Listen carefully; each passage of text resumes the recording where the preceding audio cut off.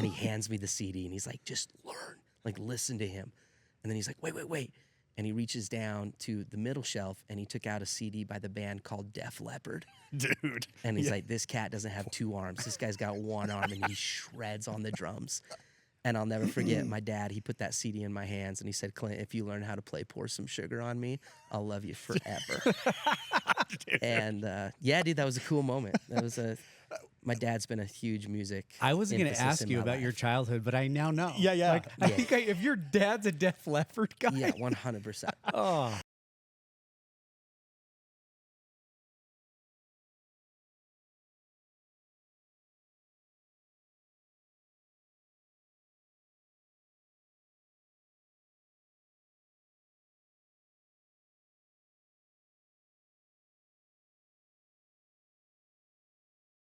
Welcome to Brain Stoke. I'm Tom Telford here with Preston Niederhauser.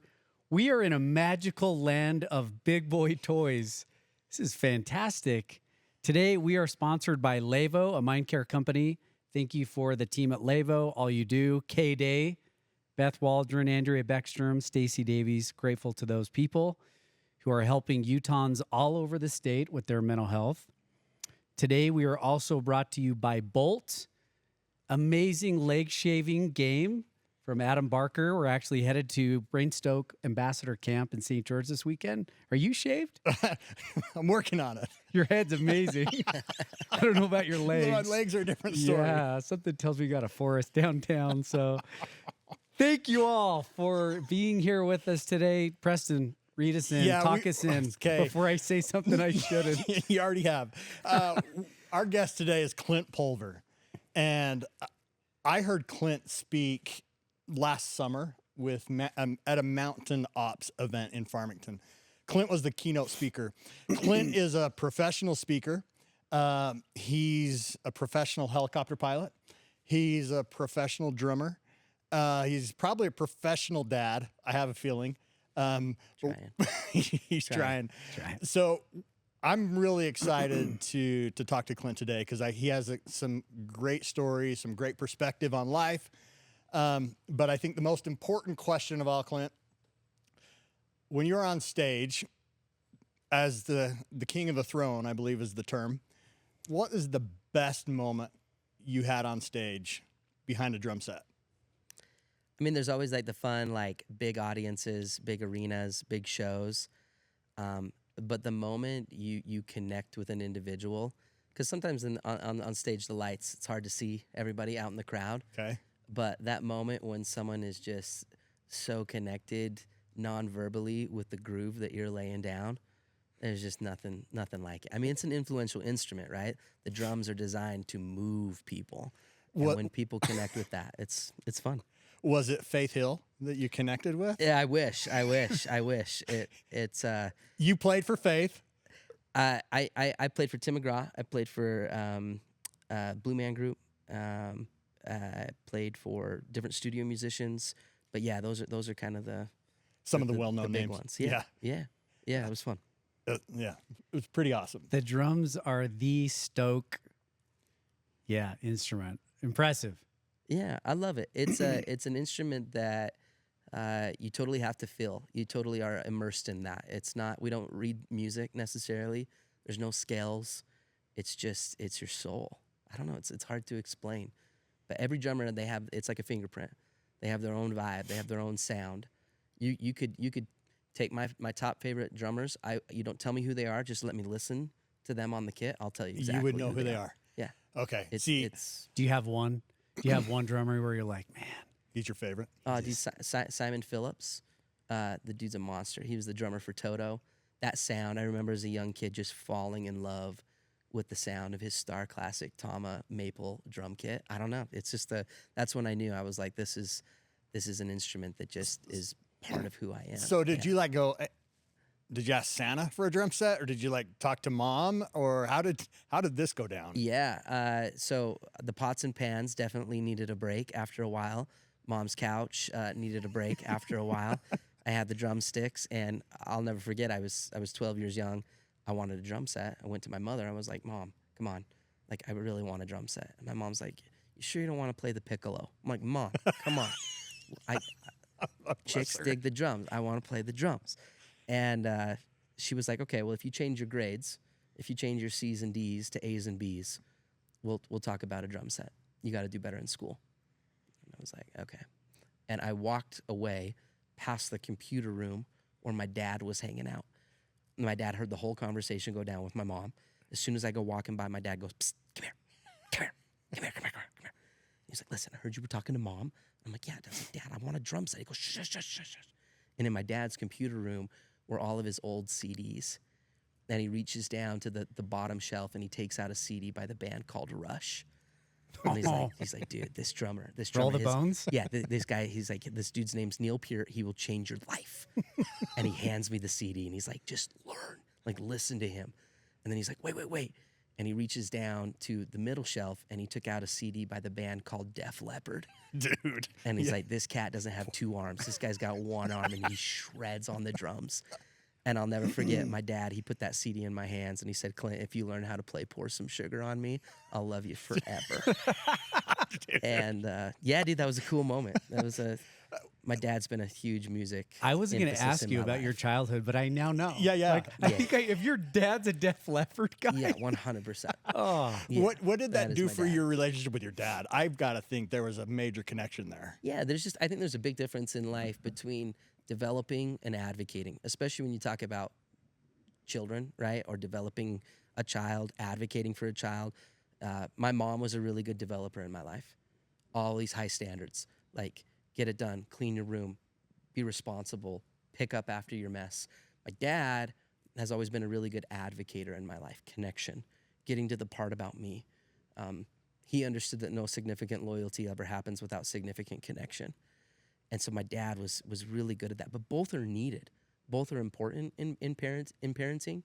But there's just that certain connection with my dad and in music because that got to the part about me. Yeah. And encouraged me to practice and to improve and to grow and, to where I could play Pour Some Sugar on Me. And yeah, my dad was a huge influence in that regard. Yeah, that's awesome. Clint, the best speakers, I feel like I've spent a lifetime listening to public speakers, going to conferences. It was just part of my professional life. It seems like that the best speakers are the best storytellers. Mm-hmm. Tell us a childhood story that frames who you are today. Yeah. As a young child, I was the kid in school that always had a hard time sitting still. I still have a hard time sitting still. I would constantly move. I would tap. I would move my feet. And obviously, if you're sitting in a room and someone's like clicking a pen or they're tapping their foot, like that gets annoying pretty quick. And I got nicknamed the Tapper. Kids called me the Twitcher. I got teased. I got bullied. I was the kid that was on the list. Teacher after teacher, sit still, hold still, sit on your hands. Young man, stop tapping, stop tapping. And it happened again and again until one day there was a teacher, my teacher. He was my 5th grade teacher. His name was Mr. Jensen. And I was tapping in class and he firmly, but quietly just said, young man, in the back. He said, excuse me, I need you to hold still. I also need to see you after class. Okay, you and me, we're going to have a conversation. And I remember thinking, this is it. Like, I'm getting kicked out of school as a 10-year-old. Like, this is, I'm done. And everybody left. Bell rang. Class dismissed. It was a completely empty room minus me and Mr. Jensen. And he pulled me to the back of the room. He sat me down and he goes, why are we talking? Why are we having a conversation? And I was nervous. I remember just telling him, it's because I move. It's because I tap. It's usually the only reason that anybody ever talks to me. And I said, listen, Mr. Jensen, I'm sorry. I really am. Half the time, I don't even know that I'm doing it. I feel like when I move, I feel like when I'm tapping, I actually learn better. I can focus better. And he goes, you tap nonstop. And he's like, you do it in my class, you do it in everybody else's class. He goes, but it's crazy. I've watched you though. And he said, you'll take a pen and you work on your assignment, Clint. You write with your right hand and then you tap with your left hand. And then all of a sudden in the middle, you'll switch. And you start writing with your left hand and you tap with your right hand. And he's like, I think you're ambidextrous. And I didn't really know what that meant as a 10-year-old. And he goes, will you try this? He said, tap your head and rub your belly. Just tap your head and rub your belly at the same time. Do that. And I could do it. And he goes, now can you switch it? Can you rub your head and then tap your belly? And without thinking about it, I just had this innate independence with my hands and feet. And he looked at me and he said, listen, kid, I don't think you're a problem. I just think you're a drummer. And I'm somebody who believes in moments. I love moments. If you look at your lives and really what makes it a great story, it's the moments. We don't remember days in our lives. We remember the moments. And in this moment, Mr. Jensen, the old teacher, he leans back in his desk. He opens up the top drawer and he reached inside and he took out my very first pair of drumsticks, my very first pair. And he gave them to me and he said, listen, I believe in you. And I don't think you're a problem. Just keep them. Keep the sticks. And when you feel like you need to move, use them. Keep them in your hands. And that was 24 years ago. And I can sit here today and honestly tell you that 24 years ago, literally just yesterday, I was on stage rocking. And for 24 years, man, I have tried my best to keep those drumsticks in my hands. And that was a moment that changed everything. Say more. Yeah. Say more about the drumsticks and say more about your mind. What you learned in the last 24 years. I mean, Mr. Jensen was. Do you have a tattoo, by the way, of Mr. Jensen on your back? I should be a Mr. Jensen. Yeah, that should be. Mrs. Campbell's on mine. There you go. Right? Not. Yeah. I mean, she should be because she was mine. You never forget those people. I don't. You never forget them. And that I think it's taught me there's a difference between success and significance in life. I think, if I were to ask you who are the last 3 NFL MVPs, or who were the last 2 Academy Award winners for Best Actor, or who was the last Miss America, like most of us have no clue. But if I ask you to tell me the name of the educator that changed your life as a little kid, who really made a difference in your life, you remember those people. Yeah. Raise your hand if you, or shout out the name of somebody that made a difference in your workplace, or a caring family member, or a colleague. Like, we remember those people. Why? Because they got to the part about us. And I think as I reflect back on that moment and how it shaped me in my life through music, as a father, as a leader, as a pilot, whatever you want to, whatever facet of life. Life is a stage. I believe that life is a stage. And for me, everybody needs to remember that people are asking the question, let me know when it gets to the part about me. And Mr. Jensen was that person. He got to the part about me. He created a moment of connection that poured into me. He became the advocate in the story. He became the person that when I was with him, I said, I like myself best because I'm with you. How do you do that? How do you become an individual that when people are with you, they like themselves best? How people experience you and how they experience themselves when they're with you, it matters. And Mr. Jensen in that moment showed me that the power of just one moment and how somebody does that can change everything. Yeah. What's the skill that Mr. Jensen's using? And I assume he recognized several other kids as well. Mm-hmm. But what was happening? Like, what was he doing that others missed or didn't do? I think there's magic in understanding that there's a difference between living a life by design versus a life by default. I know that's cliche and a little like motivational fluff, but I love that because a lot of people are wandering generalities versus meaningful specifics. And the power of the Mr. Jensen story was how he became a meaningful specific. He designed it. He thought through it. Yeah. Like, he had to go out and buy drumsticks. Yeah. He had to create that moment. It wasn't just a casual, like, hey, be a good boy. Hey, keep it. No, it was thought through. It was like, how can I get to the part about you? How can I make a connection that's distinctive, unique, powerful, significant? He had no idea. I could have been the kid that said, screw that. I don't want to play drums, like, and throwing the sticks in the trash can. He had no idea. But the power of the design, the thoughtfulness, the just the sense of awareness to create that kind of a moment for a young child was powerful. And you asked the students that had Mr. Jensen, dude, I'm just one of hundreds of kids. The beauty of a great educator. 100%. I mean, the fourth S in Brain Stoke that we talk about, the 5 S's is serve. And in my head, when I'm picturing you, 10 years old, Mr. Jensen, the magic that was going on between the two of you, the connection is a actual scientific connection of serotonin. I mean, it's really oxytocin that's going on that that you felt as a child, this is someone who cares about me. I'm feeling their care for me. In my moment of my Mrs. Campbell in my, fourth grade class, I remember thinking that same thing. I am a host. Stay after class. Don't go out to recess. Yeah. But her serving me in that moment when I thought my weakness is now shown, right? It's showing and she's going to hit me with it. That love that I felt from her was this moment of connection. You've now said it 3 times, the word connection, and you started with loyalty being tied to it. Say more about that. What's going on that when connection takes place in a genuine environment? I know you speak to companies, you help organizations build culture. Yeah. What is that? Why connection tied to loyalty? So for the last 6.5 years, I've traveled the world as the undercover millennial, is what it was titled. I'm a millennial. That's the generation I was born in. So I was young enough to where I would walk into an organization, a business, as a young person looking for a job.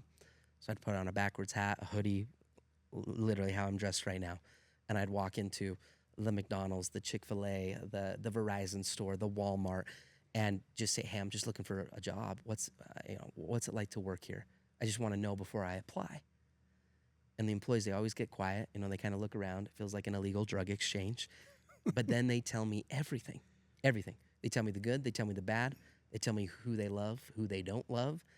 And it was unique because we were able to really capture the hidden truths that many leaders never see, that many parents sometimes never see.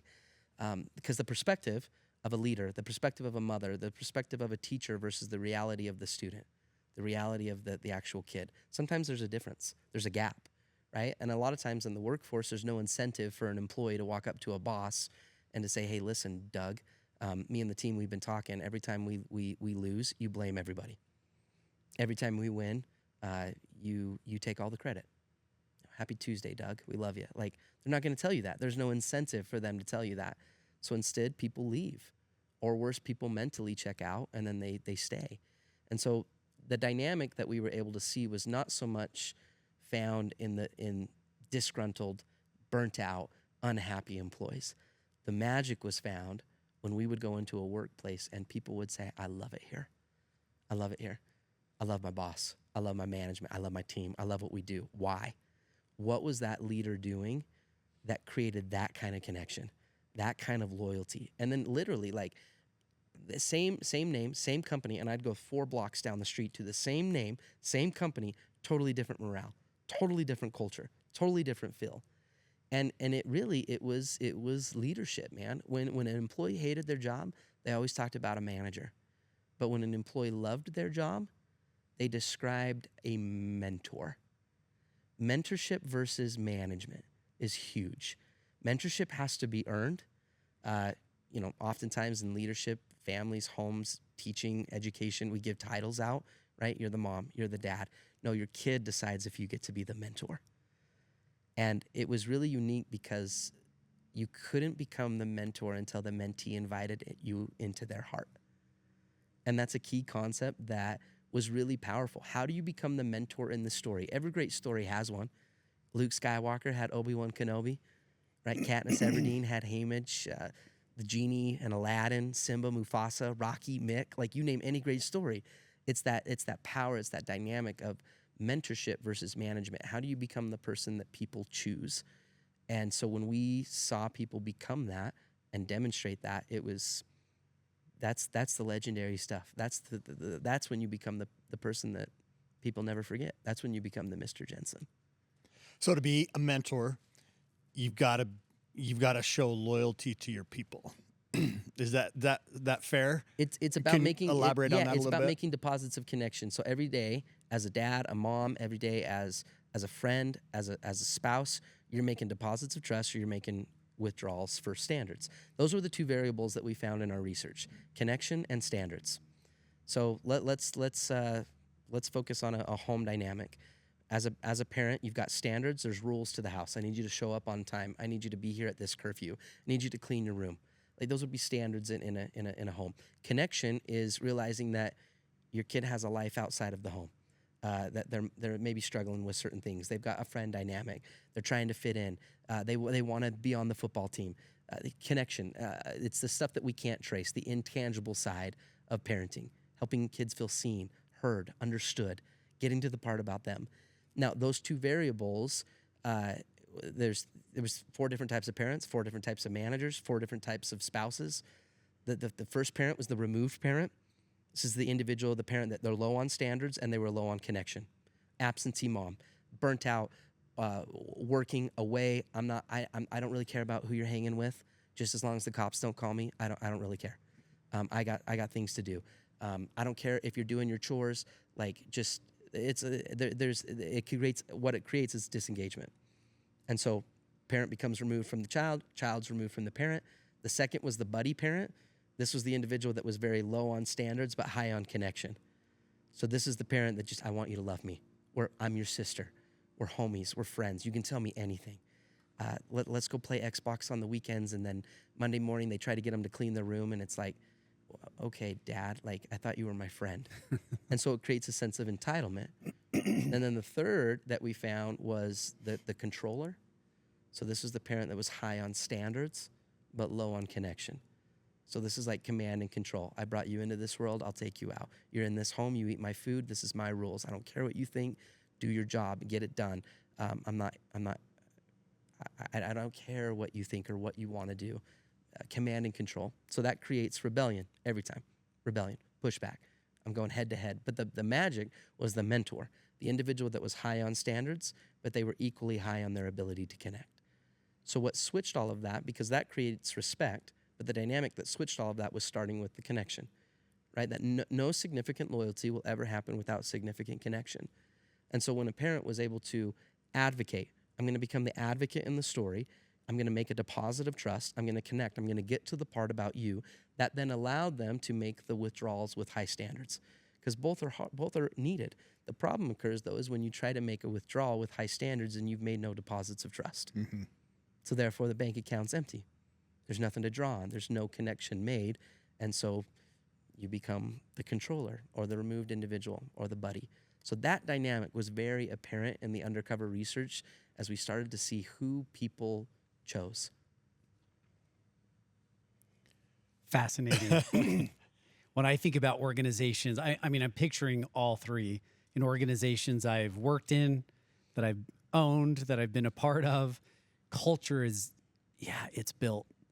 And you're right. I mean, I'm seeing that even in my mind, those 3 situations, so obvious. And in our home, when I think about our own home culture, our children, unfortunately, our first child probably got the brunt of, total dysfunction. Mm-hmm. But as time goes on and you play it out on your younger children, you learn.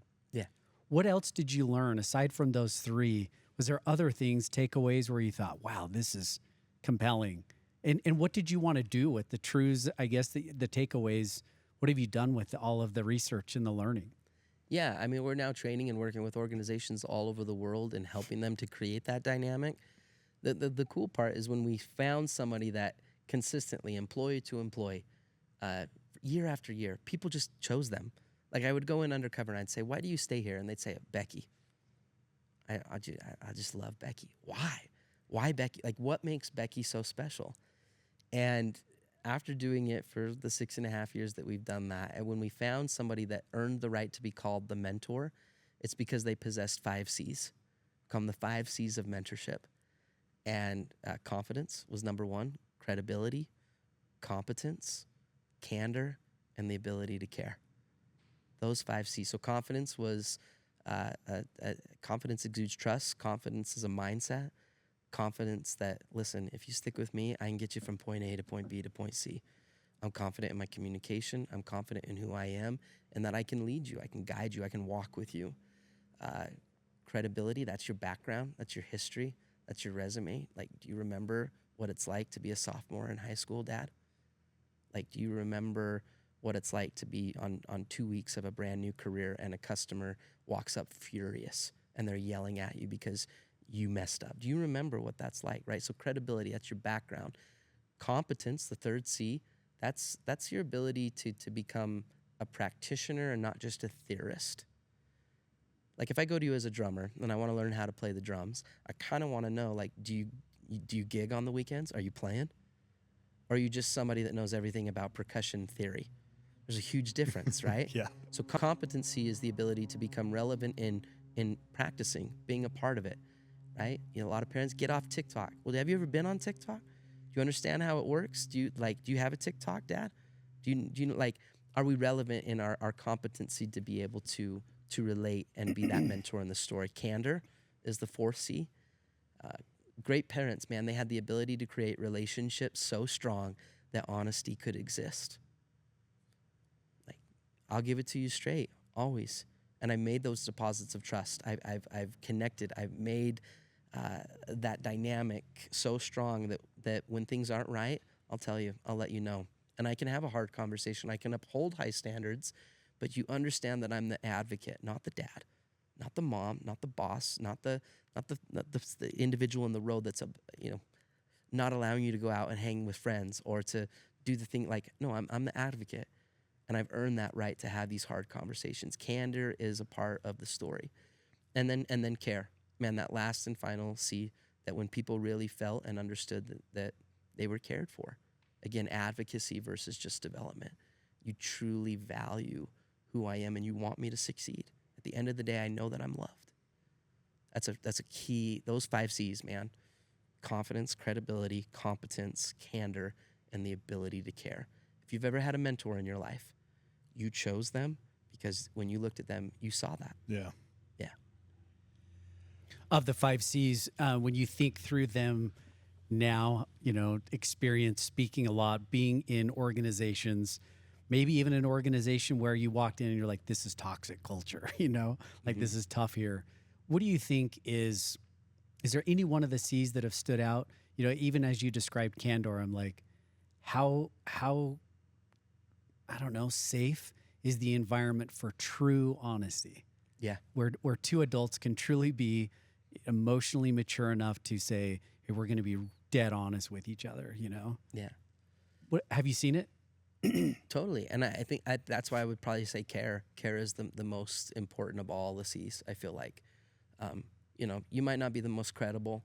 You might not even be the most confident. You might not have the best relevancy, but at the end of, where am I going to start? Man, it's caring. It's those deposits of trust. It's the moments. It's the connection.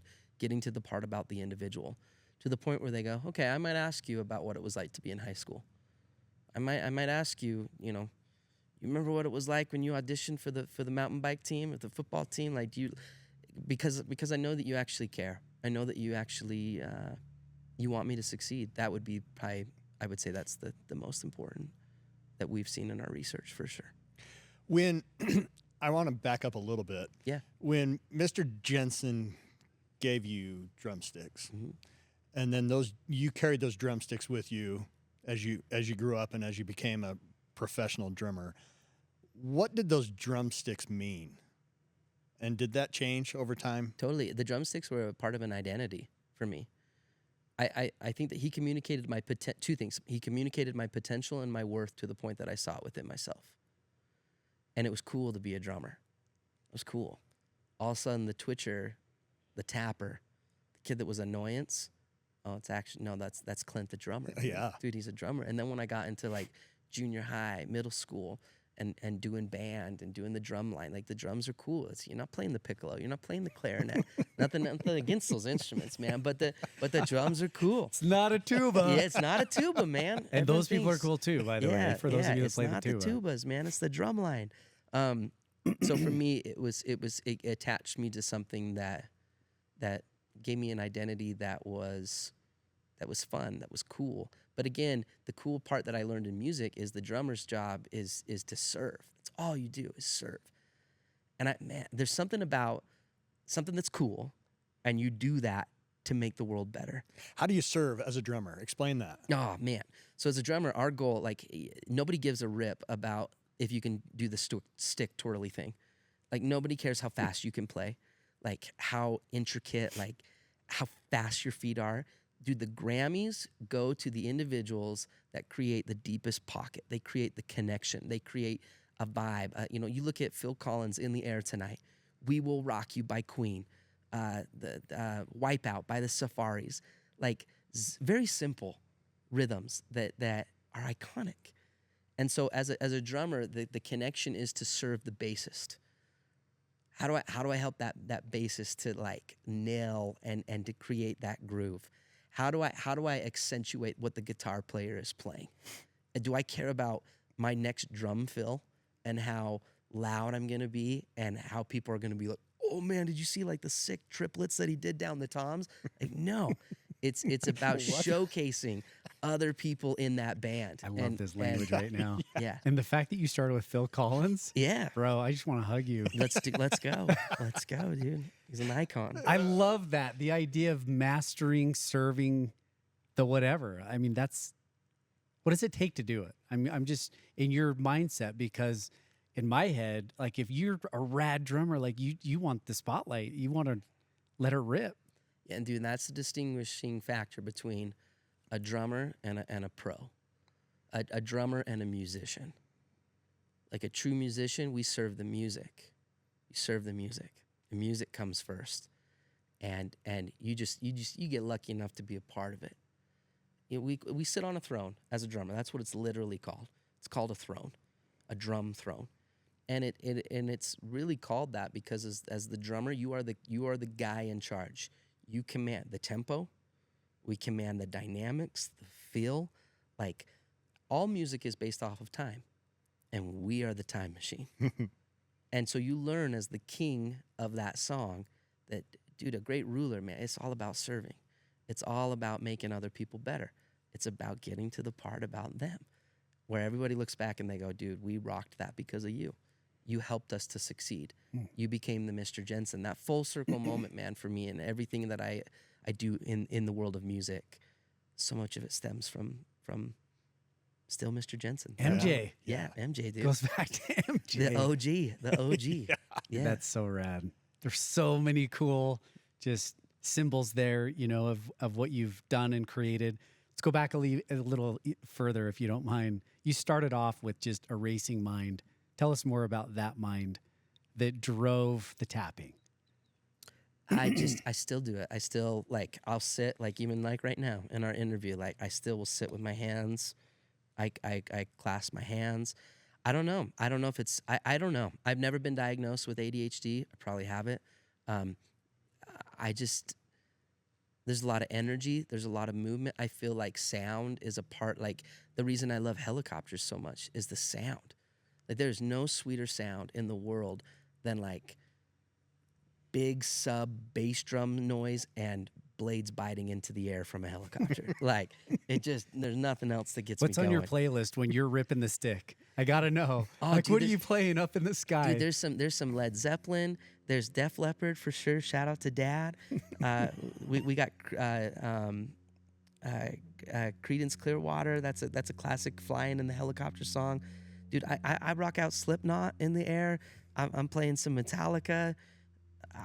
But I get up in the peaks, man, and I rock Enya. I was gonna say, is Enya ever? Like there's yeah, dude. There's so many tracks for different moments. Yeah, I can imagine. Music, choppers, public speaking, right? You're someone who can live in stress, movement. You know, one of my favorite songs from U2 that I think about often is Running to Stand Still, right? I have to be moving personally to get into a flow state. I have to move for my mind to slow down and for my mind to find true clarity. Yeah. So I'm the same. Yeah. To sit still, church, blow my mind. Like, I got to be moving or doing something. Yeah. How do you get into the flow state? How do you get there? And take us to a moment. Tell us a story about you being like, I am in it right now. Yeah. I think in life, every person at the end of your life will be surrounded by two things.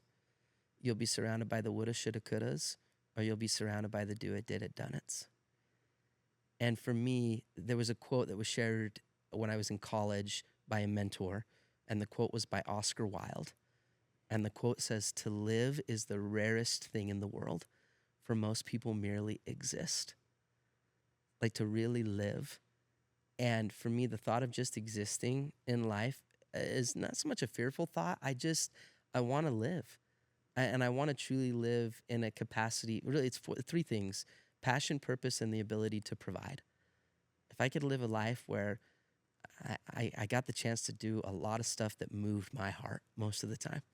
It's very intrinsic, can be somewhat even deemed selfish to some extent, but like it fills my cup. I love to drum. I love to fly. I love speaking. I love performing. But then if you can combine it with purpose, and that's the next level, right? That's significance. That's where you're taking what you love, but you're doing it to be better for the world. My whole mantra is it's not about being the best in the world. It's about being the best for the world. And so if you could do that and you could actually contribute and add value to others because of that, and then, you know, if you want to live as a responsible human being, there's financial parts of life, a mortgage, diapers, vacation, braces, you name it. Life can be expensive, and so the ability to provide. And I remember when I wanted to fly, and I had an eye disease that ended that whole opportunity. I was going to go blind by the age of 30. I ended up going to college, didn't know what to do. My dad was in the medical field. I ended up going into orthopedics as an orthopedic specialist for 5 years post-college. Hated it. Great money. I'd check off all the boxes when it came to like your 401k, good savings, good income, good employee benefit package, all the things. But I was just existing.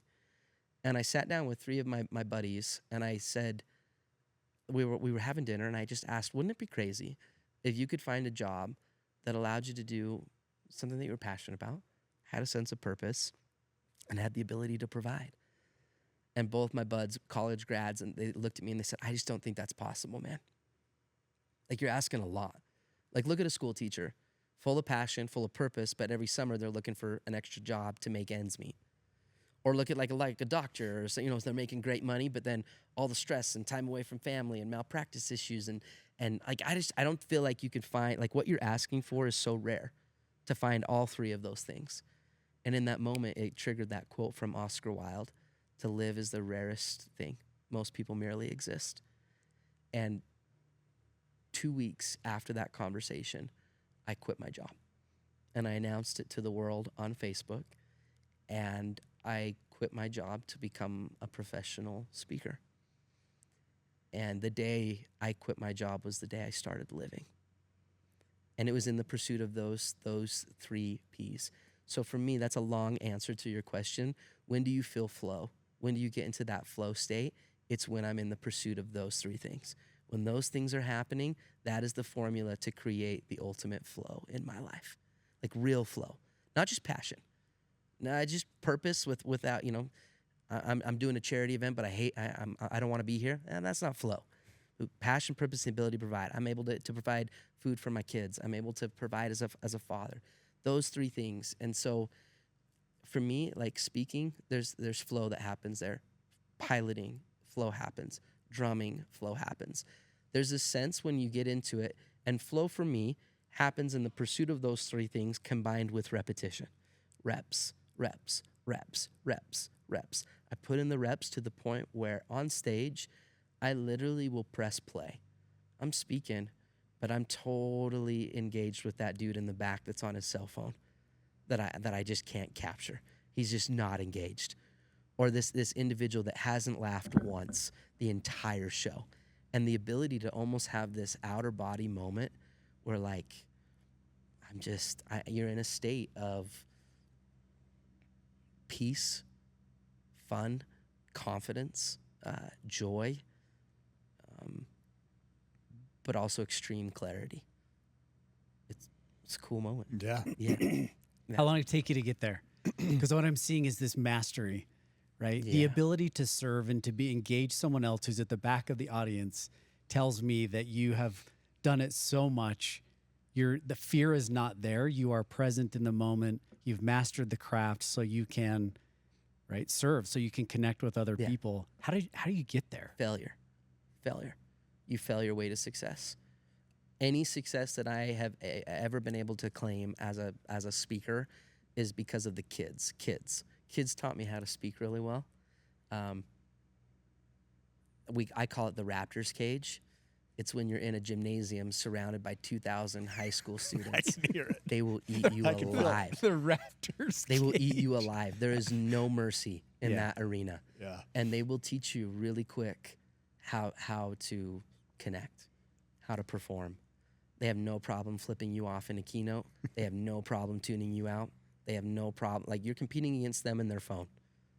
And for 45 minutes, when kids are on both sides of that gym and you've got a crappy sound system, you learn really quick how to storytell, how to engage. If I'm speaking to kids, man, every minute and a half, I'm saying something funny.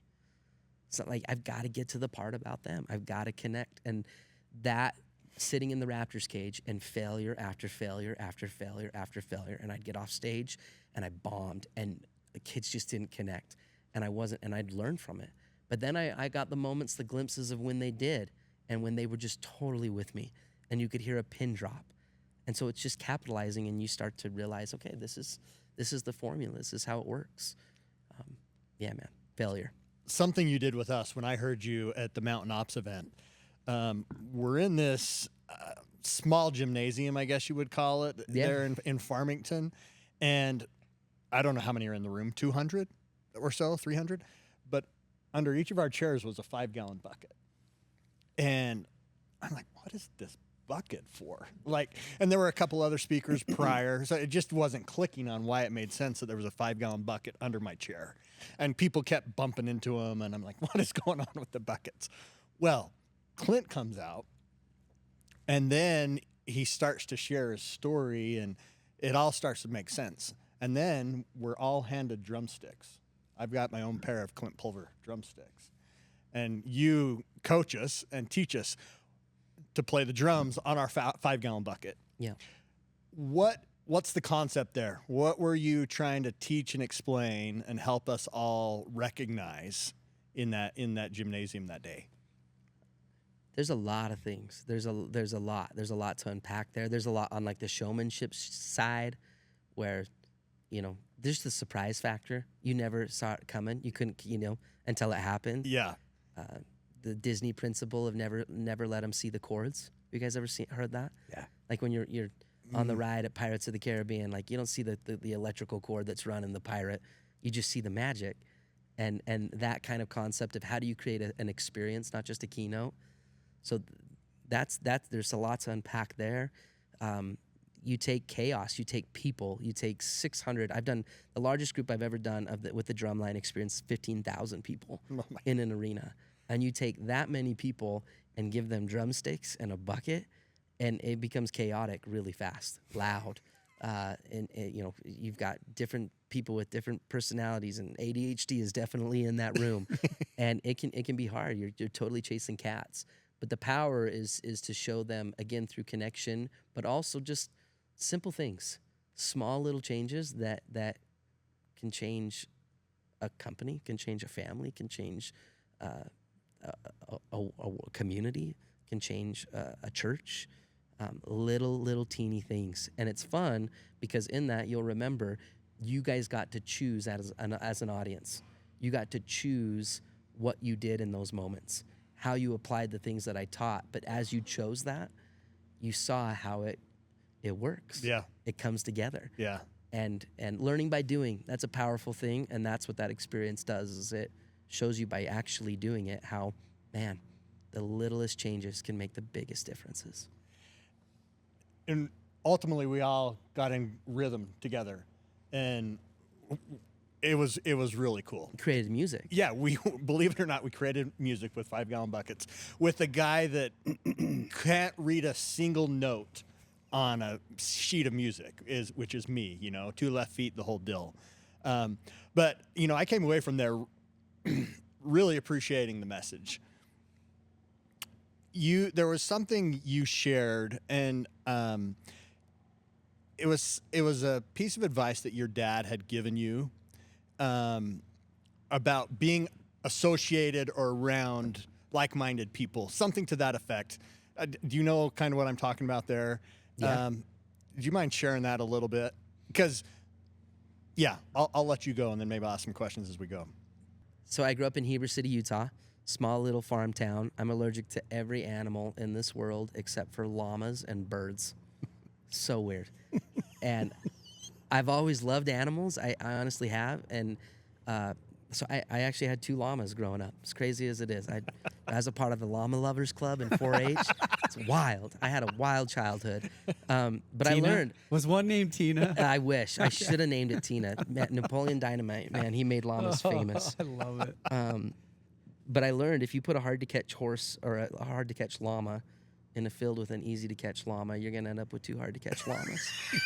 And that association, man, it matters, right? You put a sick child in the room with a healthy child, you're going to end up with 2 sick children. And I grew up wrestling, too. Wrestling is a big part of Heber. Anybody that's You ever, don't have a choice in Heber, right? it's just they eat, sleep, and breed wrestlers in Heber. And the greatest wrestler of all time graduated from my high school. Guy's name is Kel Sanderson. Yep. Dude is a monster. If you're a wrestler, you know who Kel is. The guy never lost a match in high school. He never got beaten in college. Wrestled for Iowa State University. Never lost a match. Then he went on to the Olympics. Took gold in Athens, Greece. He's now the head coach of Penn State University. Runs the coolest collegiate wrestling program in the world. And my dad was a state champion. Really good wrestler. And I wrestled for a long time. And in the little leagues, growing up, my dad, before I got into high school, he would always say, "Come on, get in the truck. It's Friday night. Varsity wrestling nights. Let's go. We're watching Kel." Oh God, it's another Friday. And I remember I told Dad after we would go and go and go every Friday night. And I looked at my dad and I said, "Dad, I just don't want to go. I don't want to go. We go every Friday night. I know Kel's going to dominate. I just don't want to go." And my dad, again, really good coach. My dad looked at me and he said, "Listen," he said, "Kid, I will never make you go. You don't want to go? You don't have to go." He said, "One question, though, for you. Do you want to be a great wrestler? You want to really be good at what you do?" And I said, "Yeah." I said, "Of course." I said, "Yes, Dad." He said, "Then you got to hang out by the mat. You want to be a great wrestler? You got to hang out by the mat." And that moment, dude, that's always stuck with me. Right? You want to be great at basketball, you got to hang out by the hoop. You want to be great at swimming, you got to hang out by the pool. And that association, man, it matters. Who are you hanging with?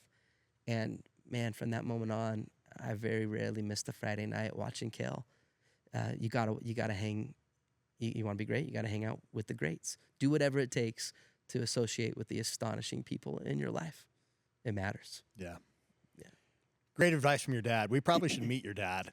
He's a good dude. Between Def Leppard He's a and good hanging dude. out by the mat, He's a state wild, champ. He's a wild cat. He's a good dude. Yeah. It's amazing. You have spoken to big groups. You're doing amazing and cool things in your life. In my head, you have all this wisdom that is, inside you. You've already shared a ton of it. You know what's going on in the mental health world today. You see it in companies. Probably have even organizations who, have told you, "Hey, we've got people calling in constantly. They're burned out. They're fried." It's going on. It's around us all the time. Give us some advice, things that you've learned, takeaways from your work that when you think about youth, kids, teens, young adults, what would you share with them from all of your experiences? Every kid is one success story away from a caring adult. Super important. Mentorship amongst young people is so important. When they have those Mr. Jensens, when they have somebody that can get to the part about them, creating that mentorship, allowing kids to hang out by the mat, right? To associate with people that they think are cool, that they think are unique, that think that they can add value to them.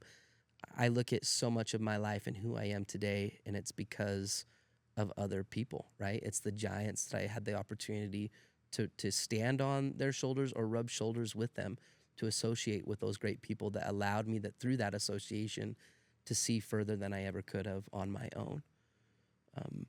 Another thing is the power of time. That's a big thing that I think sometimes we miss talking about when it comes to connection and advocacy, specifically for kids. Da Vinci was the one that said that simplicity is the ultimate sophistication. And kids, employees, your spouse. We all spell mentorship. We spell connection, T-I-M-E, time. How do you create more of that? And for every parent that's listening, like, yes, there's something to be said for financial affluence or success in this world. There's another thing to be said for time affluence. Like, how do you make more of it? We surveyed, I did undercover research in high schools when I would speak to kids, because often I would go in and speak to the kids, and then that night I would speak to the parents. We would do a parent night. And through social media, I would ask the kids to tell me if there's one thing that you wish your parents knew.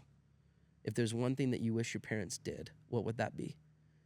And the number one, every single year, we did it for, God, I spent 6 years in the youth market. I don't know the exact number of how many thousands of kids that we heard from, but it was a lot. And the number one carry through was, I wish my parents would put down their phone. I wish my parents would give me a little more time. I wish they would just, when they're with me, be with me. Like, whoever you're with and whatever you're doing, give them the gift of your attention. And I ask parents all the time, how many of you have a to-do list? Hands go up, right? As a business owner, how many of you, we love that shot of dopamine every time we check something off. Crushing today. Yes. Check, check, check. Is there space? Is there time for a to-don't list? Is there a time where you can add a few things that you should stop doing so that you can say yes more to your kids? Is there something that we, again, because we talk about families first, family is everything. I do anything for my kids. And sometimes it's time. It's the moment when Mr. Jensen said no to a few things so that he could say yes to me. He did. He said no to a few things so he could go and buy the drumsticks. He said no to some perceptions or what other people thought of me so that he could say yes to a kid that wasn't a problem. The kid was actually an opportunity. And so time, how do we create more of that? And sometimes as I've worked with young people, I still consider myself a young person. Like, time is such an intricate and important part of shaping a perception for others, because perception determines reality, and whatever's real to that young child influences their behavior. And so how are we giving that time and that dedication to a way that they live a better story because of the time that you spent? What would you say to the the kid that is being called the Twitcher, that doesn't think that they really matter that much to their peers? So why care? What would you say to that Clint or to that whoever? It's a really good question. It would honestly, if I'm actually truly authentically, it depends on the kid. I would try to understand the kid. Everybody's fighting a battle that nobody has any clue about. And I'm always, first off, I'd ask the kid if they want my advice. That's what I would ask. I think sometimes we're really quick to just fix a problem.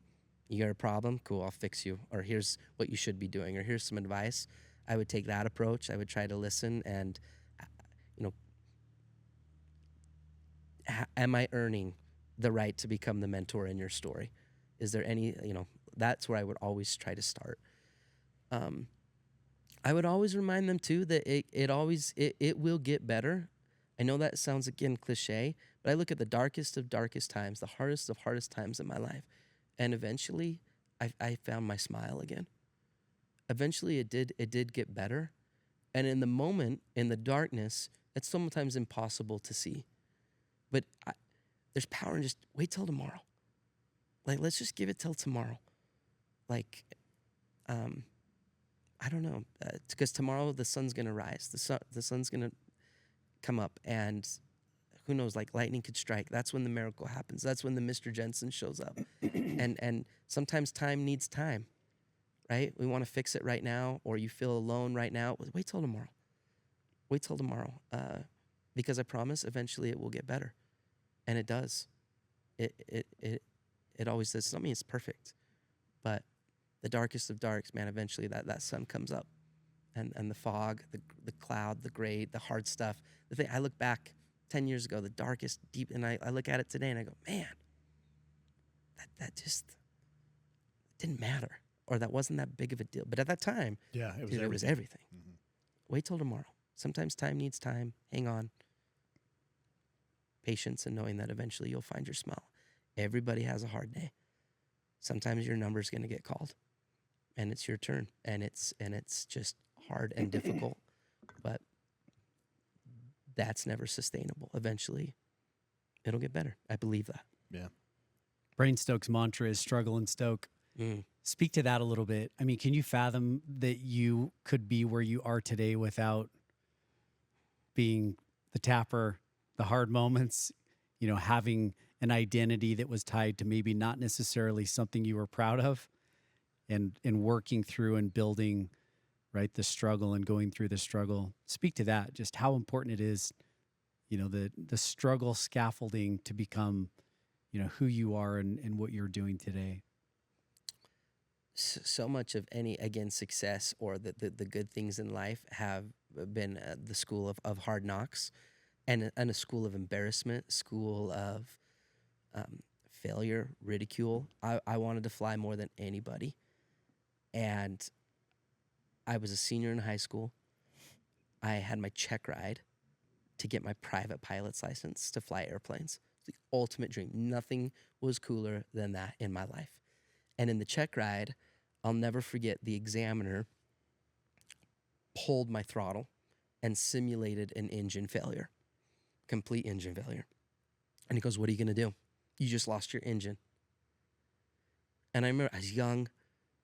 You're stressed out because it's this check ride with this FAA examiner that really determines whether you pass or fail.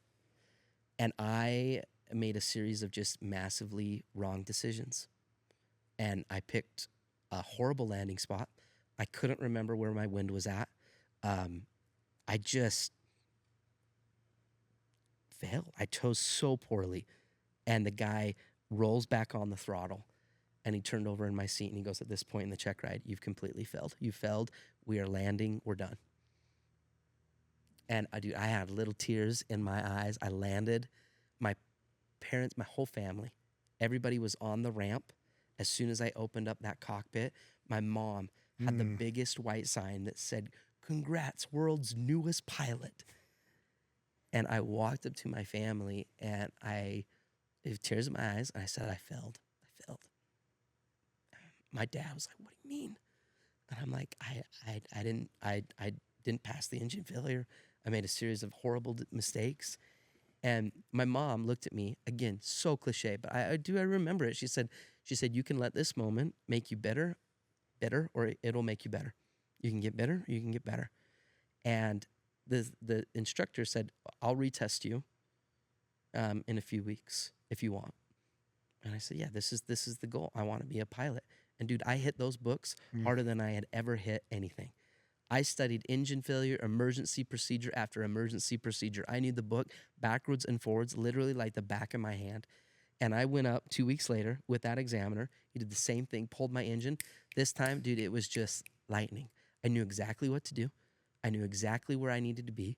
And we landed, and he shook my hand and said, "Congratulations on becoming the world's newest pilot." And that was a really cool moment for me.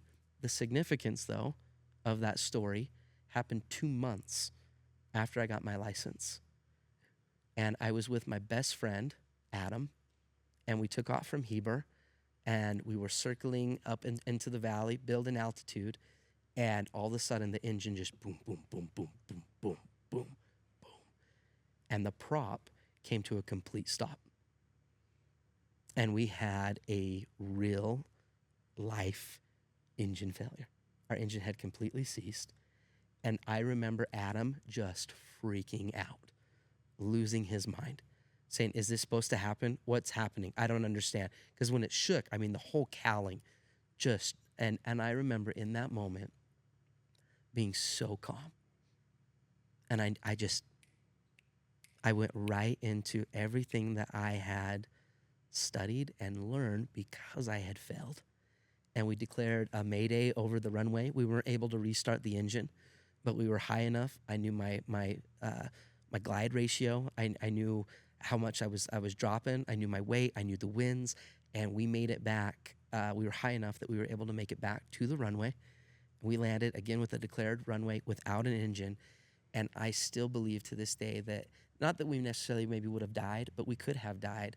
And I believe that we landed, and I am here today because of that failure. And that's always just been a cool, story to me, that you fail your way to success at what seemed like the worst day ever, what seemed like the worst thing that ever could have happened. actually is one of the best things. Sometimes good things fall apart so that better things can fit together. Yeah. Literal saved you. Yeah, I remarkable. mean, your failure literally saved you. I mean, that's amazing. I'm curious, as you kind of look back at life, your experiences, where you want things to go, do you have a sense of spirituality within you that maybe you lean on or that you think through? Maybe even a sense of things were meant to be the way they were so that you could be where you are today? 100%. Yeah. Yeah. God is at the forefront of everything that I am and do. And the moment you align yourself with him is the moment you go into afterburner. Yeah. God will make more out of your life than you ever could on your own. And there's been moments in my life where I've been mad at God or frustrated with God. I remember I wanted to be a pilot, and then I had an eye disease. And I wanted to work with animals. I'm allergic to animals. Like, dude, it's been roadblock after roadblock, but I look back now, and obviously, you know, the cliche of hindsight's 20/20, but it's just this orchestration, this beautiful tapestry of what seemed like a dark moment, what seemed like a hardship, what seemed like a problem, actually became the opportunity. That's literally like my life story. Problem to opportunity, problem to opportunity. And I think trying to find God in all of that, trying to find his voice, his will, and knowing that ultimately everything that I'm striving to do is just to connect people with him. If people hear me on stage and they go, man, that I felt something. I felt, you know, I bet he believes in Christ. I bet he believes in God. I bet there's some spiritual, dude, then mission accomplished. That's the goal. That is the ultimate motivating force for sure. Have you ever Spirituality's thought about who's your tribe?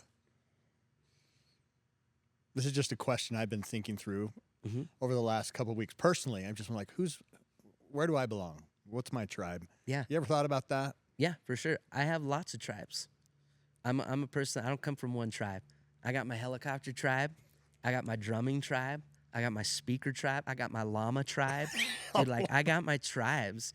And for me, that's been fun. There's the speaking world that is so cool, so dynamic. Like, you got burn victims and NFL All-Stars to astronauts to celebrities to just the craziest stories, right, in the speaking world. People that do this for a living, that speak from the stage. That's a wild tribe. And then the drumming tribe, man, from people that are jazz musicians to instructors to rock stars to metalheads to the punk players. Like, there's so much to glean and learn from that tribe. I did magic as a kid. Like, I look at who I am today, and the ability to not just claim one tribe, but to be a friend, or to be considered a friend and a member or a part of multiple tribes is a beautiful, valuable thing. Yeah. I think. Yeah, no, appreciate it. You play to all crowds. I think that's totally. amazing. Yeah. I mean, I really do. Like, your reach is incredible, you know, with all that you've done and in your expertise in so many areas. Freestyle. You have the mic. Speak to where you're going. You know, you've done amazing things to this point. When you dream and think of forward and future, I know you have a vision inside you. You can feel it. I mean, that's why I asked about spirituality. Yeah. There's a depth in you for someone so accomplished. It's cool how you speak about it. And maybe as you think and speak about forward what's going on, speak to stewardship. You know, there's your knowledge of leadership and your lens into organizations and the types of experiences that you've had. It seems like you have an opinion on good leaders, bad leaders, how they approach it, the values that good ones have. Yeah. Speak to that a little bit too. Just where are you going and what leaders are you going to impact? I think for me, something that's always stuck with me, again, another lesson from my dad, is that you learn, earn, and return. My dad always taught me that growing up. So, Clint, you learn, you earn, and you return. And you're going to learn a lot in this life. You're going to fail your way to success. You're going to have a lot of dark days. You're going to have some successes. You're going to have some wins. When you have those wins and you earn, whether it's financial affluence, friendships, connections, opportunities, you return that. You give that back.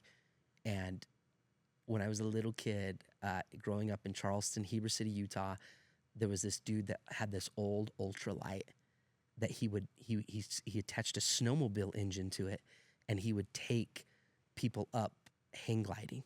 So powered ultralight, take hang gliders up, and he would land in this field. Coolest dude ever. And I remember he lost his medical. He wasn't able to fly anymore. And at this point, I was in flight school with another one of my buddies, and I went to this guy and I said, "Will you sell me your ultralight?" Like, the thought of like owning an aircraft, it was so fun to me. I don't know. There's just like, whether you're cars or bikes or toys, whatever your gig is, whatever your thing is, like for me, just the thought of owning an aircraft, it was the ultimate freedom for me. And so as a young kid, going to this guy and saying, "Hey, what will it take?" And it was old, it was dusty, he hadn't flown for years. And he's like, "I'll sell it to you, $1,500. And so me and my buddy, we rummaged, we did everything that we could to earn that money. We bought that little machine. My mother was furious when we bought it because she thought we were going to die, and rightfully so. Like, it is a little bit of a death trap. But my buddies and I, we put this cardboard cowling on the outside of the engine, and we called it the Dream Machine. And it just represented everything. It was out of cardboard. A soapbox airplane. Yeah. 100%. No wonder you're spiritual. Yeah, it's literally. I'm like, any day I could meet Jesus. Any day it could happen. And so for me, I have a bucket list that I've written, and in my life, it's a pretty important guide, North Star in my life. And on my bucket list is number 58, and it's create a youth foundation called Dream Machines that gives back to young kids.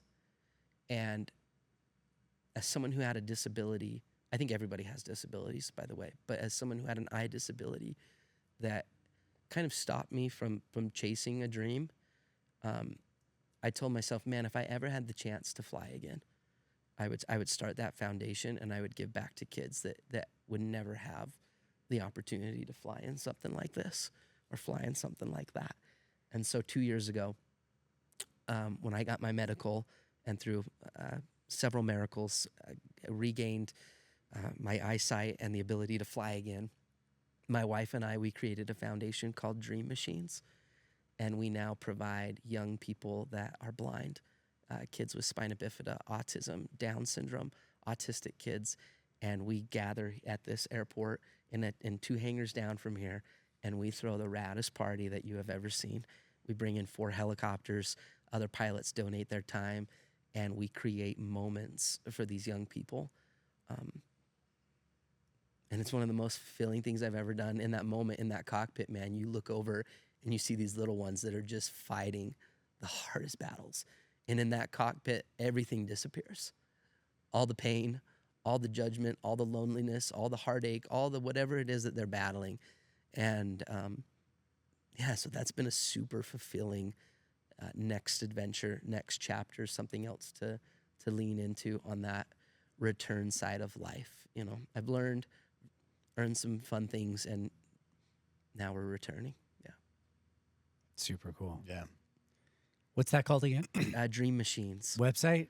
It's dreammachines.net. Yeah. Yeah, we got to check this out. Yeah. People should. What an amazing cause to give back to. Nah, thank you. Thank you. Clint, you get asked a lot of questions. What would you ask yourself?